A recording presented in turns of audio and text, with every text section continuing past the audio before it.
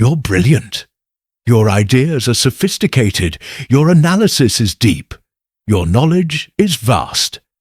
And yet, in social groups, you're invisible. People talk over you. Your insights are ignored until someone else repeats them. You're excluded from conversations despite being the most knowledgeable person in the room.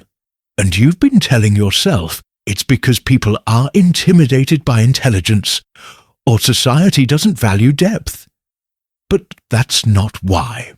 The uncomfortable truth: intelligence doesn't guarantee respect. Competence doesn't command attention. Brilliance, without the right body language, makes you socially invisible regardless of what you know. You're being dismissed not because of what you're saying, but because of how your body is communicating while you're saying it.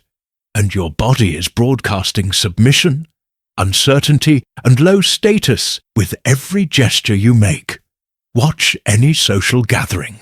The person commanding attention often isn't the smartest or most knowledgeable. It's the person whose body language communicates confidence and status. Meanwhile, brilliant people shrink physically, speak tentatively, make themselves small, and wonder why their intelligence isn't recognized. They're unconsciously communicating that they don't deserve the social space their intellect should command. This creates a devastating pattern. Intelligent people develop their minds while neglecting their physical presence. They assume intellectual value will be recognized automatically. But humans are primates who assess status through physical signals before processing intellectual content. Your body language establishes whether people will listen to your words. And if your body says, "Don't pay attention to me," brilliant words won't overcome that physical message. The tragedy is that intelligent people often develop exactly the body language patterns that minimize their social impact. Hours spent in books create hunched postures. Intellectual focus creates absent-minded physical habits. Prioritizing ideas over presence creates neglect of physical communication. You've been optimizing for intellectual depth while accidentally signaling social subordination. Machiavelli understood that princes needed both intellectual sophistication and physical presence to maintain power. That wisdom without commanding presence was ignored. That the appearance of authority often mattered more than actual capability. That humans responded to physical status signals before engaging with intellectual content. Intelligence needed physical authority to be socially effective. This video deconstructs 7 specific body language patterns that make intellectually brilliant people invisible in social groups, and shows you exactly how to correct each pattern so your physical presence matches your intellectual power. Now drop this affirmation in the comments. My presence matches my mind. Machiavelli's principle of embodied authority. Machiavelli observed that learned advisors who lacked physical presence were ignored despite superior knowledge, while physically commanding leaders were heeded despite inferior understanding. That wisdom needed physical authority to be socially recognized. That the body communicated status before the mind could demonstrate value. Your physical presence either amplifies or negates your intellectual contributions. 1. The apologetic posture. Collapsed chest and rounded shoulders. Here's the first pattern destroying your social presence. Collapsed chest with rounded shoulders that make you physically smaller. This posture literally compresses your presence, signaling to everyone that you're trying to minimize the space you occupy. Intelligent people often develop this from years hunched over books, computers, or deep thinking. But it broadcasts submission and low status in every social interaction. When your shoulders round forward and chest collapses inward, you're creating a protective, defensive posture that humans instinctively read as subordinate positioning. This posture makes you appear to be protecting vital organs. A defensive stance that signals you feel threatened or inferior. Even if your words are brilliant, your body is saying, "Please don't attack me. I'm not a threat." Watch how this operates in groups. People with collapsed postures literally take up less vertical and horizontal space. They make themselves smaller, which social primates unconsciously read as low-status positioning. Meanwhile, people commanding attention have expanded chests and pulled-back shoulders that make them appear larger and therefore more dominant in the physical hierarchy. The intellectual irony: you developed this posture through intellectual pursuits. Hours reading, studying, focusing on screens naturally creates forward shoulder roll and chest collapse. But the posture that came from intellectual depth now prevents that intellectual depth from being recognized socially. Your body is contradicting your mind. The corrective practice: consciously adopt what's called proud posture. Chest up, shoulders back and down, spine elongated. Not military rigidity, but natural expansion. Imagine a string pulling upward from the crown of your head, while your shoulders drop away from your ears. This expanded posture makes you literally occupy more space, which triggers higher status assessment from observers. This feels unnatural initially, because you've trained collapsed posture for years. But expanded posture communicates confidence and status that makes people more receptive to your intellectual contributions. Your body stops contradicting your mind and starts amplifying it. Drop this affirmation: I occupy space with authority. 2. The tentative gestures, small close-to-body hand movements. Pay attention to this status signal. Small hand gestures kept close to your body signal. Uncertainty and low confidence. Intelligent people often make minimal tentative gestures because they're focused on verbal precision rather than physical communication. But these small, constrained movements communicate that you're uncertain about your right to occupy space, and that you don't believe your ideas deserve physical emphasis. Large, expansive gestures claim territory and emphasize points physically. They say, "My ideas are important enough to occupy physical space." Small gestures kept near your torso say, "I'm trying not to take up too much room. My ideas don't warrant physical emphasis." Even if your words are confident, your constrained gestures contradict that confidence.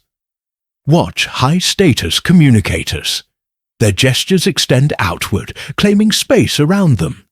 They use full arm movements that punctuate ideas physically.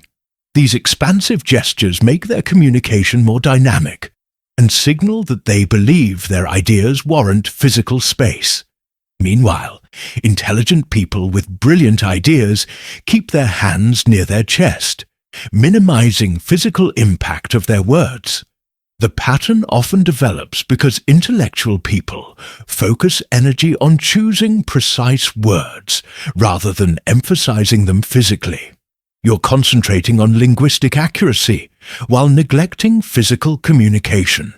But humans process physical signals before linguistic content. Your tentative gestures undermine your precise words. The corrective practice: force yourself to make larger gestures that extend away from your body. When making a point, use full arm movements that reach into the space around you. Point deliberately. Use open palm gestures that expand outward. Make your hands visible and dynamic rather than hidden and static. This feels exaggerated initially, but reads as appropriately confident to observers. This physical emphasis makes your intellectual content more impactful because the physical and verbal messages align. Your body is now saying, "These ideas matter," while your words convey those ideas. The alignment makes people take both more seriously. Drop this affirmation: "My ideas deserve physical space." 3.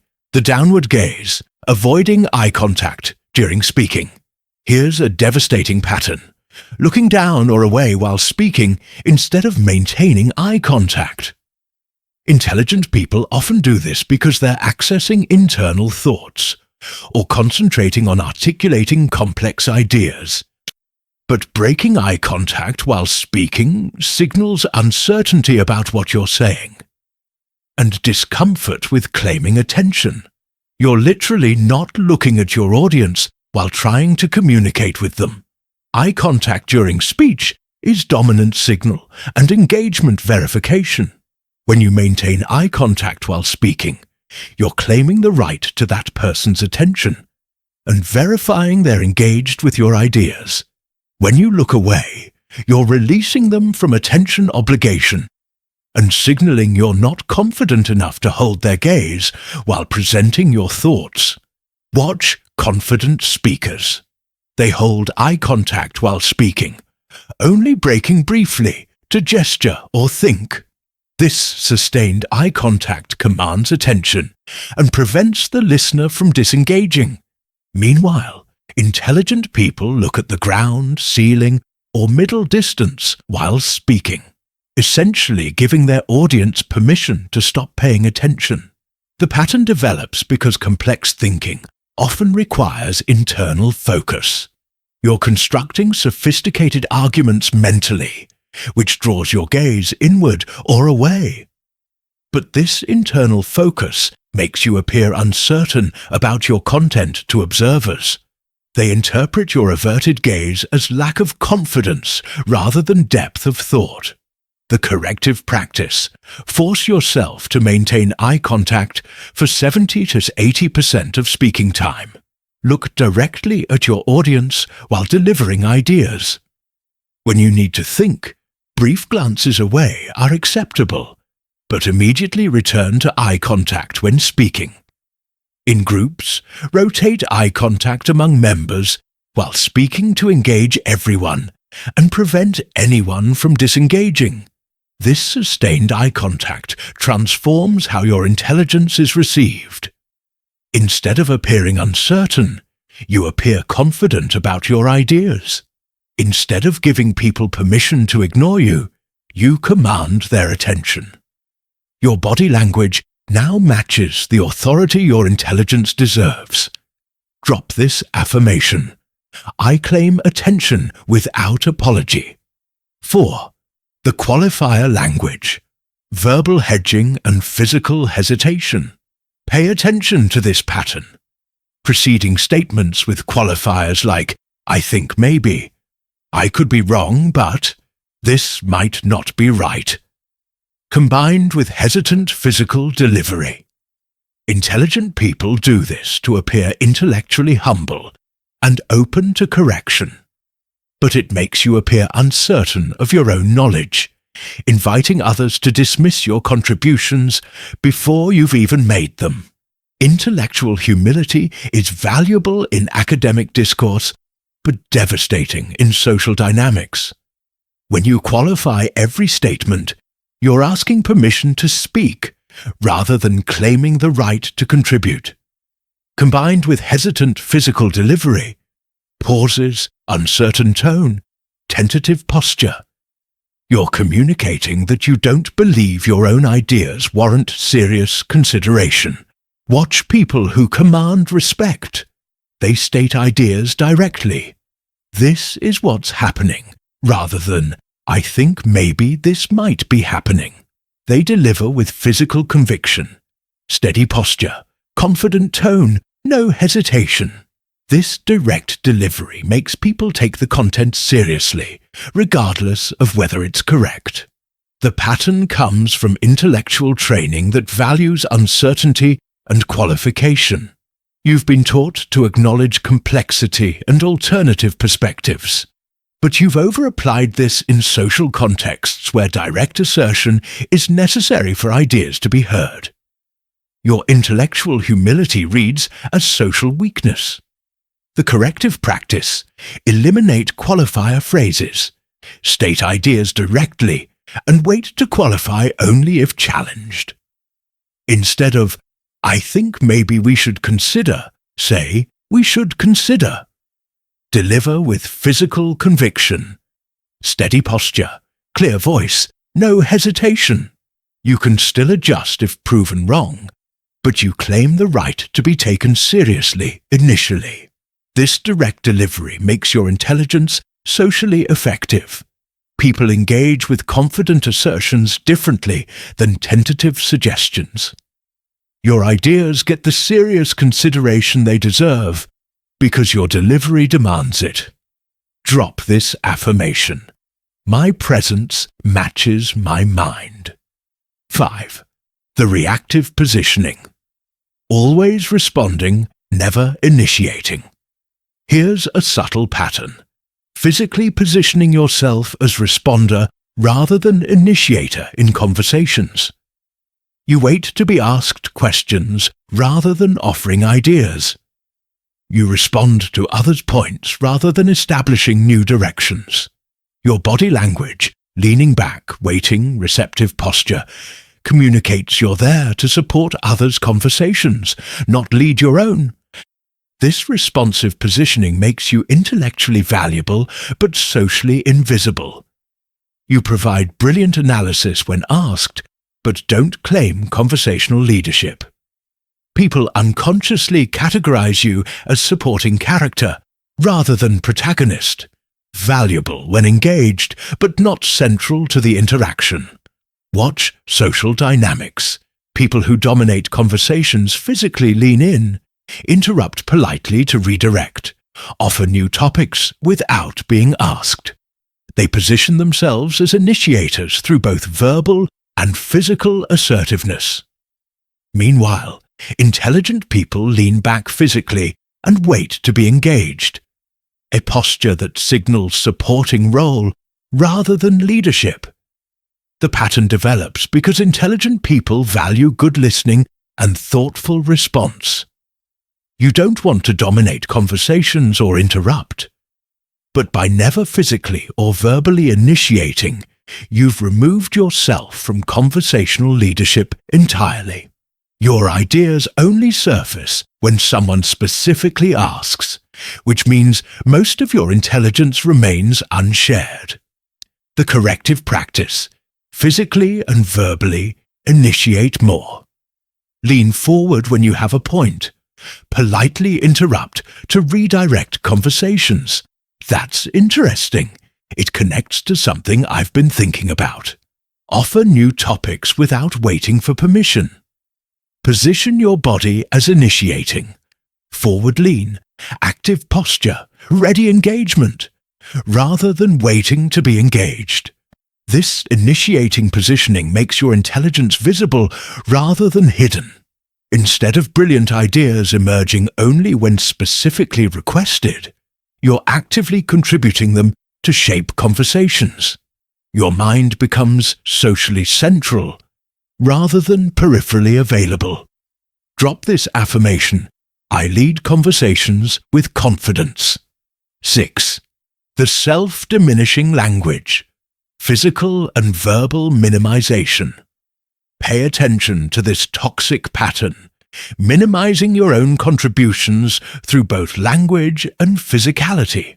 Phrases like, "It's just a thought," or "This probably isn't important," combined with physically shrinking, hunched shoulders, smaller gestures, apologetic tone.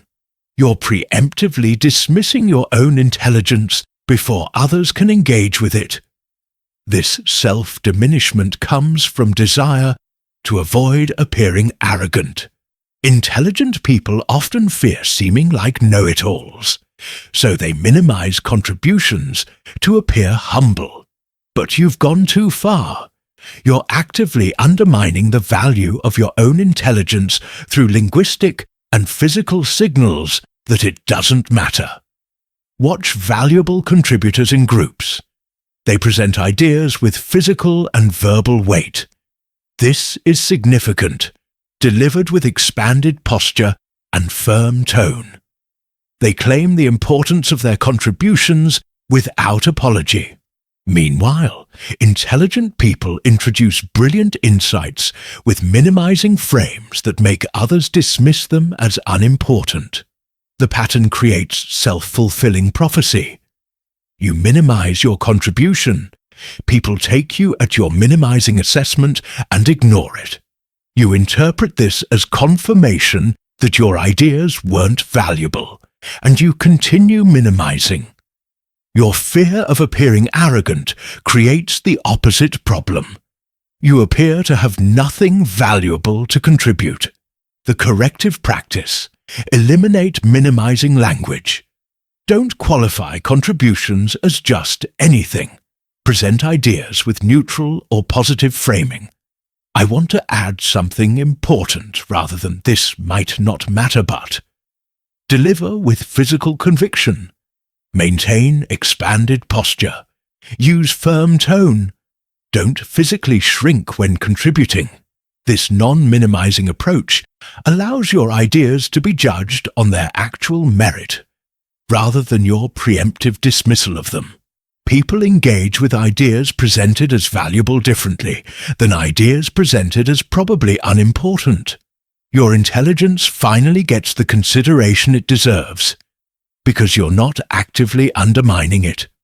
Drop this affirmation: my ideas deserve serious consideration. 7. The absent physical presence. Mental focus without physical grounding. Here's the final pattern. Being so focused on intellectual content that you become physically absent.